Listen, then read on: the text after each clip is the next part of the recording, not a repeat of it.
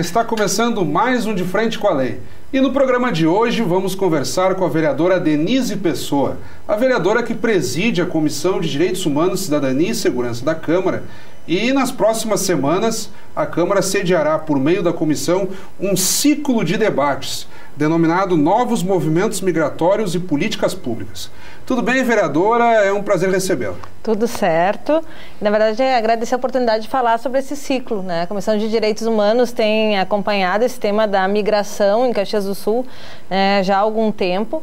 E esse ano, em função desse crescimento, né, da migração, a gente resolveu trabalhar nessa construção desse fórum, na verdade, esse ciclo de debates, que é Novos Movimentos Migratórios e Políticas Públicas. Então, a partir desse ciclo de debate, a gente começou, então, a articular várias forças e entidades públicas e também organizações, né, ONGs, instituições civis, movimentos sociais que tratam sobre a questão da migração, né, para tentar esclarecer, né, algumas dúvidas e e também acabar com alguns preconceitos, né, que acho que até a nossa população às vezes não tem as informações devidas, desde os funcionários públicos, né, os agentes, até a população em geral, e acaba, né, tendo algum preconceito quando não conhece e não sabe como atender essas pessoas. Então, esse foi o objetivo, de a gente trabalhar nesse ciclo de debates as políticas públicas desses novos movimentos migratórios, para esclarecer e também para orientar o serviço público como atuar, né, de frente a essa nova realidade que Caxias vem vivendo. Nós estamos aqui com a programação e ao longo do programa a nossa equipe vai exibir a imagem do folder. São 5 mesas de discussão, abrangendo diversas semanas, da primeira metade de novembro da segunda metade de novembro até a primeira metade de dezembro, culminando no dia 14 de dezembro, um domingo, às 14 horas, a Marcha dos Imigrantes, com saída da Praça Dante Alighieri. Eu entendo que, num primeiro momento, o principal ponto que nós temos que tocar aqui é a questão da discriminação, como a senhora mesmo falou. Uns colocam o seguinte: esses imigrantes senegaleses, haitianos, ganeses, eles vêm para cá tirar empregos dos caxienses, ou eles estão aqui de uma maneira legal, como conviver com isso? E nós notamos que até as autoridades, no caso da senhora, com a Comissão de Direitos Humanos, tentando capitanear e fazer o possível, até indo além daquilo que se espera de um vereador e junto às demais autoridades, vocês também têm seus receios, mas no sentido de viabilizar a situação deles. E aí surgem também essas boatarias todas que mal ou bem atrapalham o processo. Como equacionar isso e, para quem não vivencia essa rotina, tirar esses mitos? O que realmente é verdade? Eles estão trazendo doença para cá, não estão? Como é que tem funcionado essa situação e o que a gente pode explicar para quem nos acompanha e não acompanha tão a fundo a situação? Bom, é nesse sentido que a gente está construindo esse ciclo, né? Para tentar fazer o diálogo sobre todas essas dúvidas. Então, a gente vai ter... a gente já teve, na verdade, o primeiro encontro, né, que fala sobre as questões culturais, e sempre, em todos os encontros, a gente procura fazer com que tenha sempre o olhar também do imigrante. Então, o primeiro momento sempre é o imigrante falando sobre a sua realidade. Então, como funciona a saúde no seu país? Como funciona a assistência social no seu país? Como funciona as leis trabalhistas no seu país e toda a oferta de trabalho e emprego no seu país? Primeiro, sempre a gente faz esse contraponto, mostrando a sua realidade de onde eles vêm, para que a gente saiba também, né? Porque a gente quer que eles saibam como é aqui, mas a gente também não tem a compreensão de como era lá, para a gente poder também compreender e até ponderar algumas situações que possa ter conflito, né? E aí depois a gente apresenta, então, a partir do nosso serviço público, né, como funciona, então, em Caxias do Sul, no Brasil, as leis trabalhistas, né? Muitos chegaram aqui e achavam que apenas chegando aqui já começava a trabalhar e já ia, né? Só que no Brasil a legislação trabalhista ela é muito mais rígida do que em alguns países da África. Então, menor não trabalha. mas lá, né, não tinha essa restrição. Então, alguns menores, inclusive, vieram para cá achando que iam chegar aqui e iam trabalhar. E aí chegaram aqui e não puderam trabalhar. Acabaram sendo abrigados, né, numa casa para menores. Então, tem várias situações nesse sentido que a gente vai trabalhar, né, ao longo desse ciclo.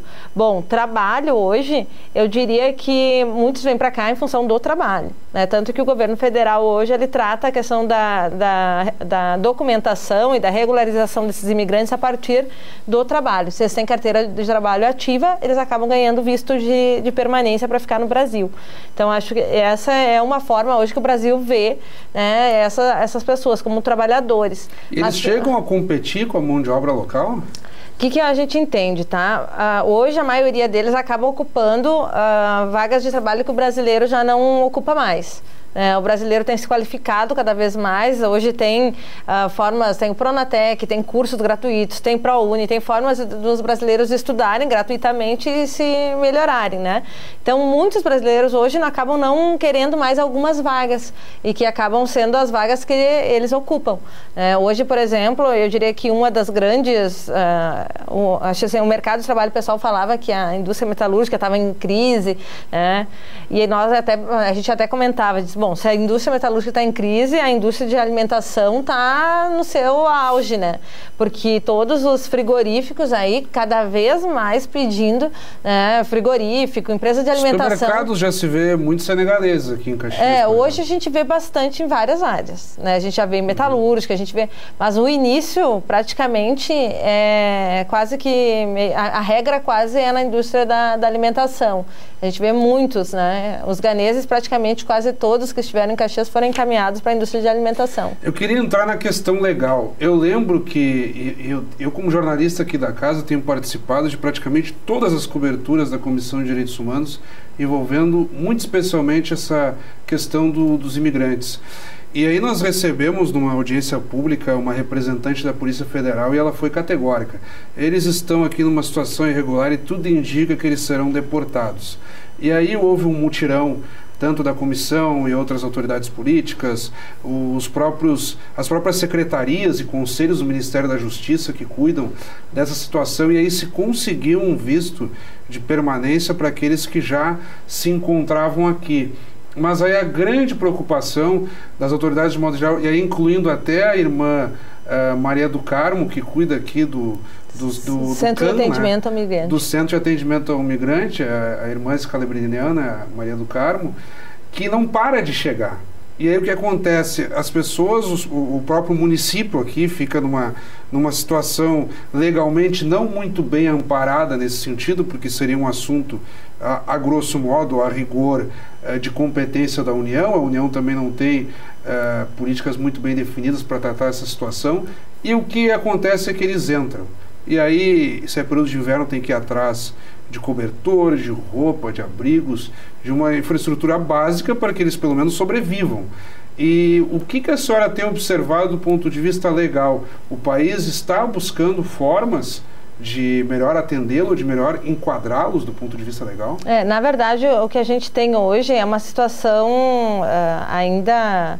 acho que bastante precária, né? A gente tem uma legislação no tempo da ditadura militar que trata o imigrante como um inimigo, algo que não é bem-vindo ao nosso país. Então, a nossa legislação hoje, ela praticamente não permite a entrada dos imigrantes. Da forma como ela está hoje, ou tu recebe um visto de estudante, aí tu entra aqui no Brasil e tu só pode estudar, não pode trabalhar. O visto de trabalho você só consegue se você estiver fora do Brasil. Então a empresa tem que contratar o trabalhador sem conhecer, isso dificilmente acontece. Aconteceu um caso em Rio Grande que contrataram mão de obra da China porque tinha uma técnica que só eles saberiam de solda, para o porto de Rio Grande. Mas esses são casos muito específicos. No geral, ninguém contrata alguém que não conhece. Então, visto de trabalho. E o que mais? A gente não tem... O visto humanitário foi dado para o Haiti em função do terremoto que lá ocorreu. Teve um acordo entre o Brasil e o Haiti. Mas outro tipo de visto, o visto de turista ele é temporário, então não te dá direito a trabalho. Então, hoje, para o imigrante entrar no Brasil, ele acaba não tendo formas de entrar. Então, como ele faz hoje? Ele entra com visto de turista, como ocorreu muitos durante a Copa, ou por terra, entra pelo Equador, e daí, como o Equador não exige visto, pode entrar sem visto, então tu pode entrar por terra daí no Brasil. A partir do momento que tu está no Brasil, aí tu solicita refúgio. Então, como solicitante de refúgio, o Brasil ele tem que dar a oportunidade de qualquer pessoa pedir refúgio, né? Porque, teoricamente, estaria em risco a sua vida. E, a partir desse momento, tu começa a analisar, então, caso a caso.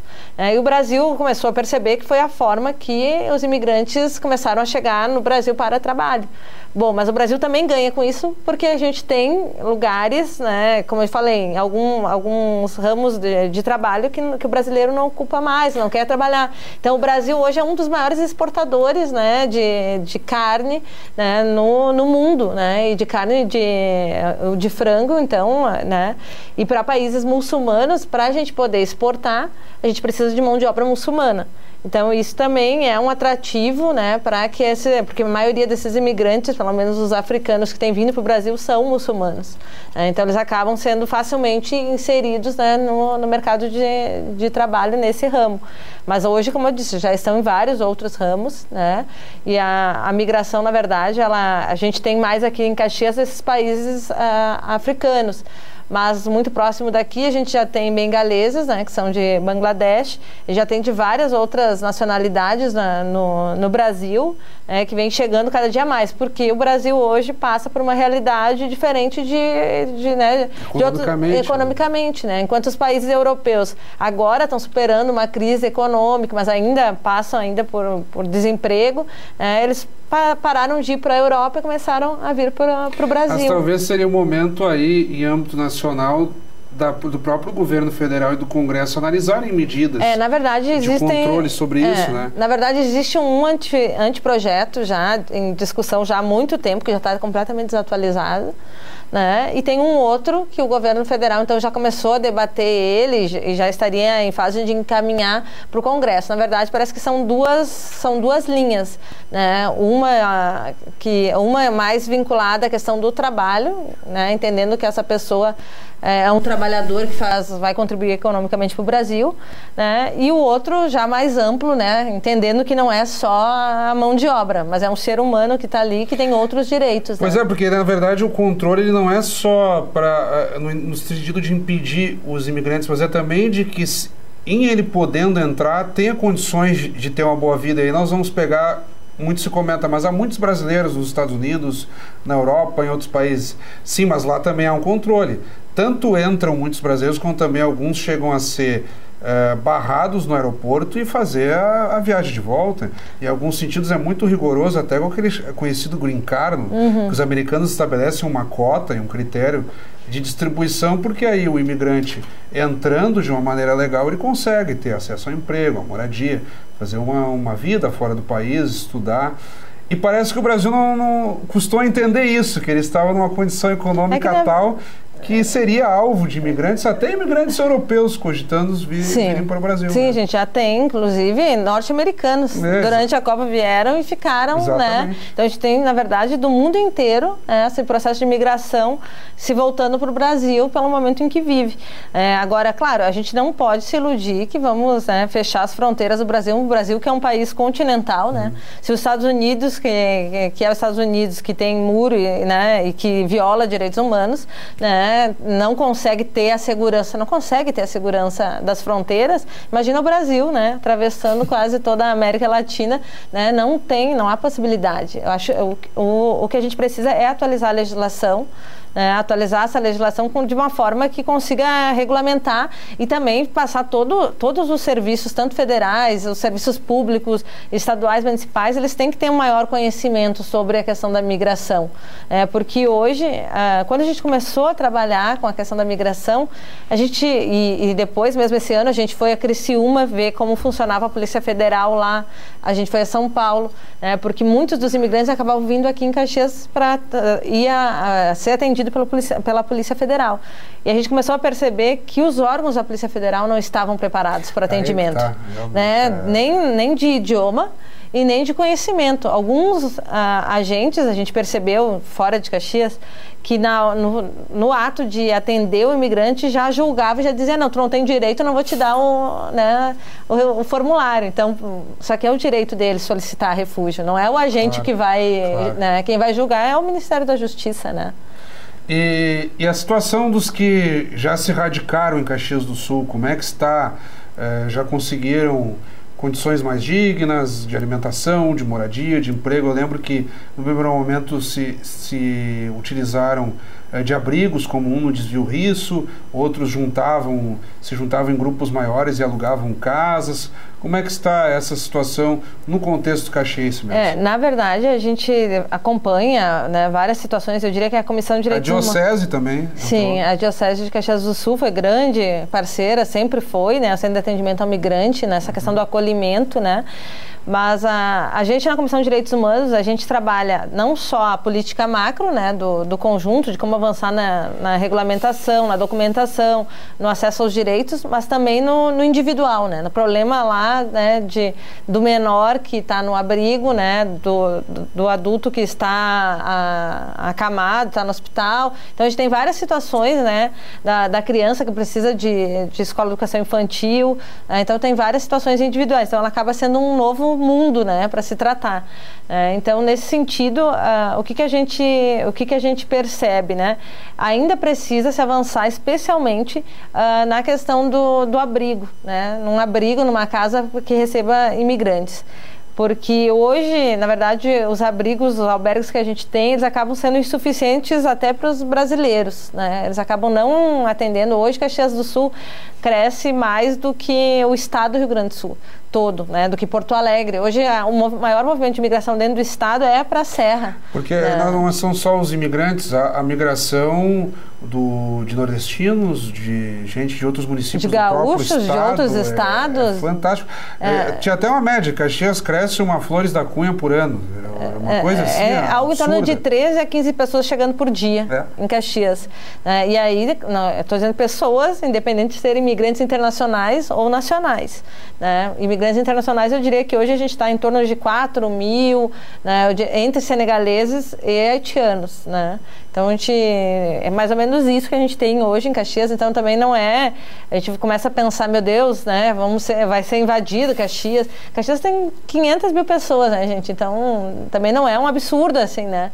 Entre essas 500 mil, tem muito mais outros imigrantes de outros lugares do Brasil do que os imigrantes internacionais. E a preocupação com relação a doenças que depois não se confirmaram. Eles diziam, talvez chegariam para cá com ebola e outras doenças. Também não aconteceu isso. Na verdade, né, o ebola é uma doença que ocorre, né, na África, que é um continente, né? Continente, e a gente tem alguns países da África, Serra Leoa, né? Alguns países que têm o surto, né? Então, o Senegal, inclusive, foi considerado um país livre do ebola. Então, não existiu um caso confirmado no Senegal, então, muito menos há um caso no Brasil, né? Então, claro, as pessoas... O Haiti não tem ebola, né? Porque, afinal, é na América, não teve nenhum caso de ebola. Então a gente tem que tentar primeiro se informar, né, um pouquinho, né, porque mesmo assim o ebola, as pessoas já estão aqui há muito tempo, várias pessoas estão aqui há muito tempo, não vão desenvolver, né, depois de tanto tempo assim, não vão desenvolver o ebola aqui, né, a pessoa ou traz incubado o vírus, né, mas também ele se manifestaria. Então, se a pessoa não tem febre, se a pessoa não tem sintoma, né, e não teve nenhum caso, embora a gente seguidamente te recebia alguém que ligava dizendo que alguém estava com ebola no hospital, boato, né? Como é que já teve algum caso de deportação, ou a exemplo do contexto caxiense em que foi possível conseguirem os vistos? Alguém foi deportado? Não, nessa situação que a gente tem informação, não, né?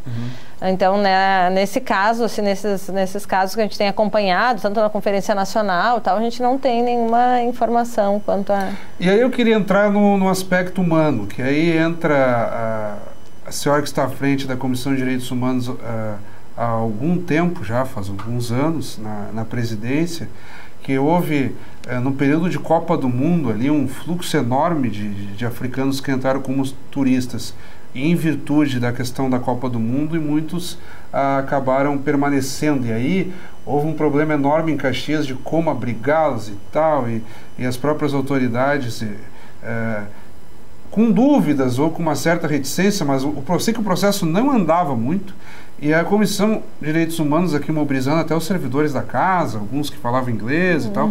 Houve ali uma movimentação emocionante em que todos tentavam de uma forma ou de outra fazer o cadastro e tal. Então, do aspecto humano, como vereadora e militante dessa causa dos direitos humanos, como é isso, vereadora? Que às vezes até eu imagino que a senhora deve sentir, olha, realmente há dúvidas legais e tal, mas o que está em questão é o ser humano. Digamos, temos que resolver a situação desse ser humano que está aqui. Se os próximos não vamos conseguir receber, ou se haverá uma discussão de como abrigar, mas esses que estão aqui, eles precisam ser abrigados.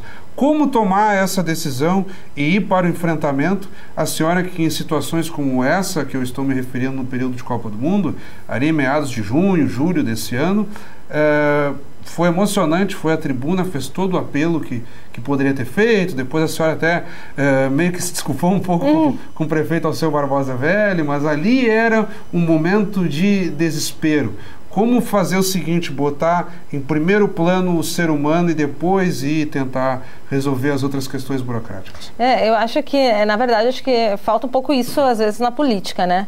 Porque a política muitas vezes, os agentes políticos começam a burocratizar tudo, né? Burocratiza, cria regra, cria norma, e esquece, na verdade, o que é o fundamental e o essencial, né? Que é o ser humano.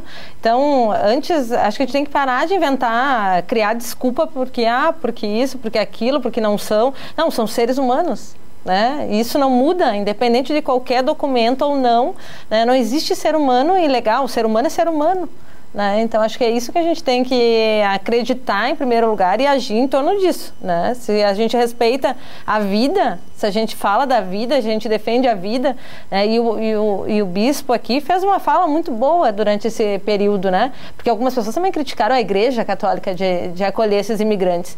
E o bispo, o Dom Alessandro, foi muito claro. Alessandro Rufinoli. Ele disse, bom, se nós tivermos que colocar essas pessoas nas ruas, então a gente fecha as igrejas e vamos parar de dar sermãos. Né? Porque não adianta a gente ficar falando em vida, em fé, né? E quando a gente vê um ser humano, a gente começa a inventar desculpa. Ou seja, resolve essa situação do momento, que é uma questão humanitária, e depois vamos então atrás de situações que melhor cercam. E na verdade, acho que essa filosofia, ela já vem desde da Bíblia, né? Ela dizia lá na Bíblia, tu tem que dar tu tem que dar comida para quem tem fome, né? Tu tem que dar roupa para quem tem frio. Isso já dizia, né, desde da Bíblia. Então, todas as pessoas, acho que são os seres humanos que têm fé em Deus, acho que tem que, né, ver um pouco de Deus em todas as pessoas, né? E a gente tem que viver acho que essa prática do amor ao próximo, né, independente de documento ou não. E aqui, quero aproveitar também aqui o programa, já agradecer mais uma vez, né, aos funcionários da Câmara, que realmente foram, né, grandes parceiros, né, e a Câmara aqui como um todo, o pessoal, os funcionários. Muitos, né, estagiários, inclusive. Muitos estagiários, né, e vários voluntários também da cidade, né, ajudaram ali naquele mutirão, porque óbvio que ninguém teria um lugar vazio esperando 150 pessoas chegarem, né? Ninguém, nem a prefeitura, nem a igreja, nem a Comissão de Direitos Humanos, mas, bom, chegaram, o que a gente vai fazer? Né? Num período de frio, de inverno, o que a gente vai fazer? É muito fácil de dizer, eu não tinha pensado nisso. Bom, quem pensou, né, gente? Ninguém pensou. Então, acho que a gente tem que unir forças, né? E Caxias foi bem solidária, muitas pessoas se envolveram, né? Doaram roupas, agasalhos, alimentos, né? No seminário, ali, o período que a gente ficou ali, a gente recebia muitas coisas, né? De doações. Então, acho que essa solidariedade também te dá muita esperança, assim. E muitos jovens envolvidos. Isso também também me dá uma esperança de um outro mundo, assim, né?